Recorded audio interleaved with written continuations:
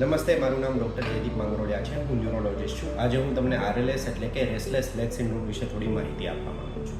RLS એ મહિલાઓમાં થતો રોગ છે. તેની કોમન ઉંમર 45 કે 50 પછી હોય છે. RLSમાં એવું જોવા મળે છે કે ઊંઘના સમયે અથવા તો બેડમાં આરામના સમયે પગમાં અને ક્યારેક હાથમાં ખાલી ચડવી, ઝંઝણાટી થવી અથવા તો હાથ અને પગમાં કીડીઓ ચાલતી હોય, કીડીઓ ચટકા ભરતી હોય એવો અહેસાસ થતો હોય છે. અને આ અહેસાસ તમે હાથ પગનું હલનચલન કરો અથવા તો ચાલવાનો શરૂઆત કરો એટલે બંધ થઈ જતું હોય છે.